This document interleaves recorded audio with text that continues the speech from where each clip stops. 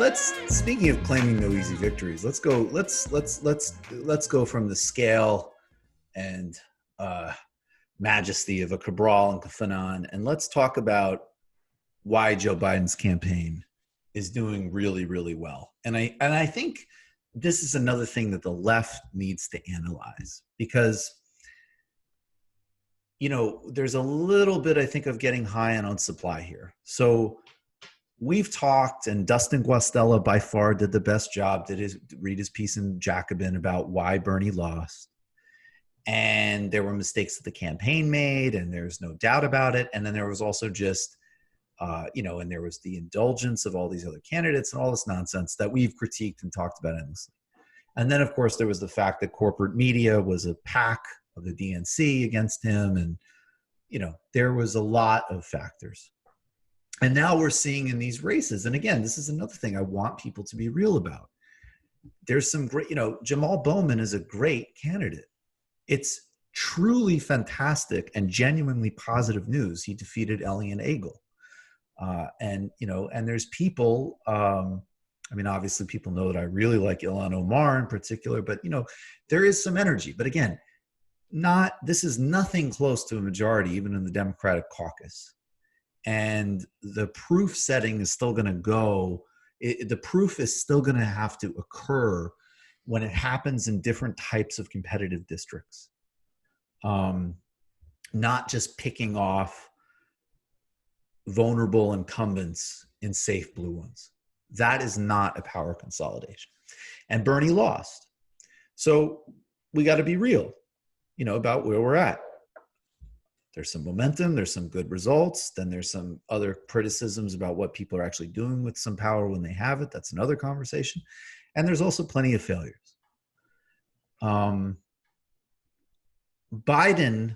and I would really look, I think people should look at the polling and the methodology of Stan Greenberg, because it's very interesting. Stan Greenberg is the pollster that came up with the term Reagan Democrats in the 1980s. And that there were two trajectories behind Bill Clinton. There was the corporate third way stuff, which people are very familiar with, and that morphed to the woke corporate third way stuff we have today. But there was actually, in the 92 campaign was different. It was in some ways, and especially I have to say by the standards of today, when people throw around the idea of somebody being reactionary or conservative online just way too easily. But there was a time when Bill Clinton ran in 1992 where he made it his business. He went and signed the death warrant of a mentally incapacitated black man while he was running for president. And that was a good thing from an electoral point of view. Obviously not a good thing, but that was effective. He went and embarrassed Jesse Jackson. He used paternalistic, racist language around welfare.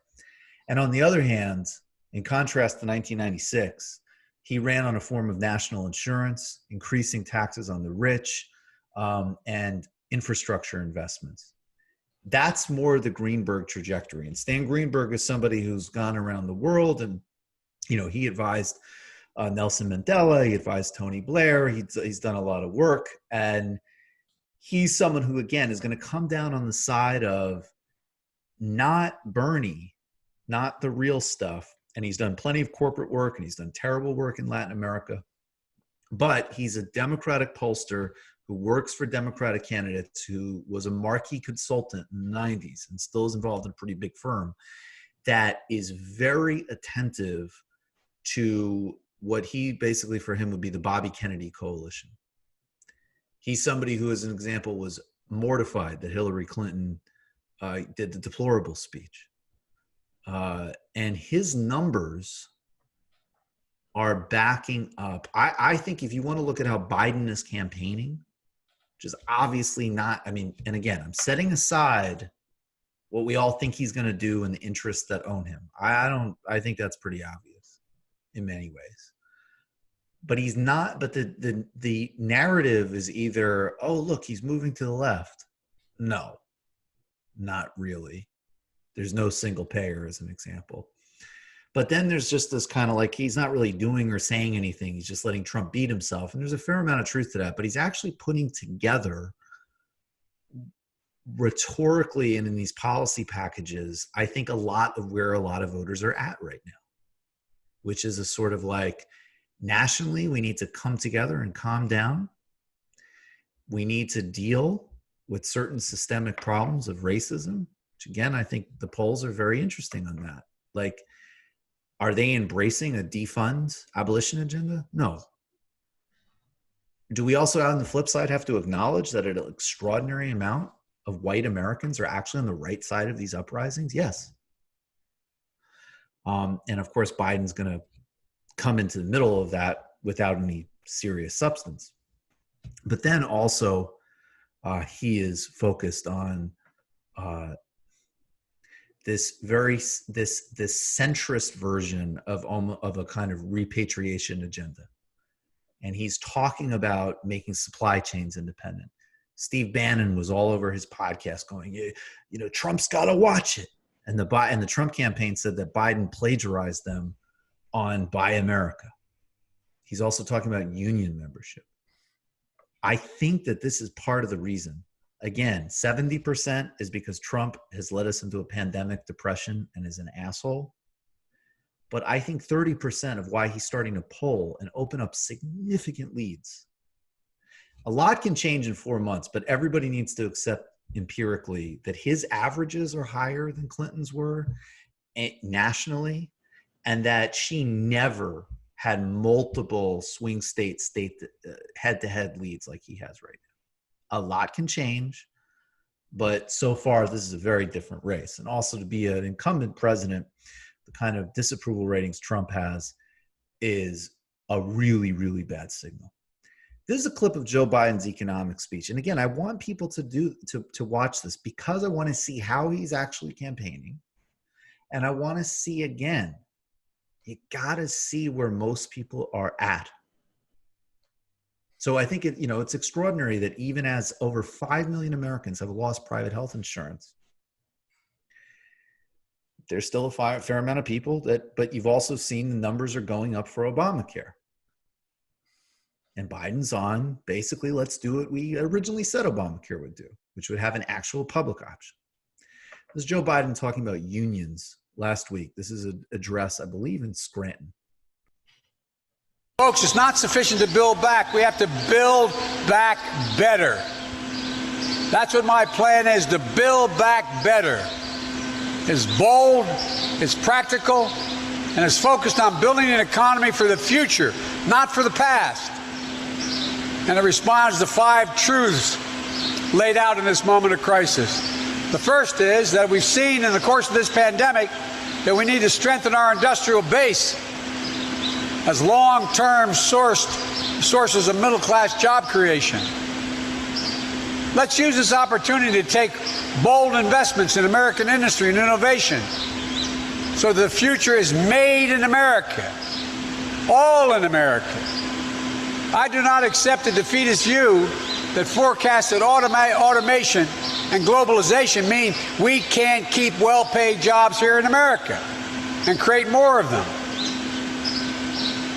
I do not buy it for 1 second that the vitality of American manufacturing is a thing of the past. American manufacturing was with a functioning arsenal of democracy in World War II, has to be part of the engine of new prosperity in America now. I want people to track these things. Of course, some of it is campaign pablum, but if you look at the proposals, there are specific proposals around these things. And I want you to track it because this is actually the basis of which there's the structural litigation, which we already know, right? Like everybody knows, you need single payer healthcare. Biden's not on board with it. That's it. That is a big critique. That's a fight. We all know that. And that's because the insurance companies and the HMOs run the place. And we're not going to have public health and public safety until we get rid of those private insurance interests, right? Of course. But don't lose sight of what he is actually proposing here as a means to which to engage with his campaign, and I think very likely presidency. I really do think, I think that the scale of voter suppression that they would need to engage in, I don't know if that's logistically feasible at the moment. So, and also look at why, where we have to go relative to the success of this message. A lot of people are truly not in extremes, particularly as manifested online, of any various number of, this or that issue. And the message of a certain type of reconciliation nationally with some actual deployments on healthcare, labor, and American jobs is very effective. And people need to understand that clinically and objectively, that the reason there's success of Biden is not just because Trump is imploding. That is the prime reason. But just as with why Bernie lost, the prime reason is because all of the interests against him. But the reasons that were inside the campaign's control matter because you have to learn from them. You just watched a Michael Brooks show video. Subscribe to get them all. Why wouldn't you? Don't be foolish. Click subscribe below and become a patron as well. Patreon.com/TMBS. Thanks, everybody.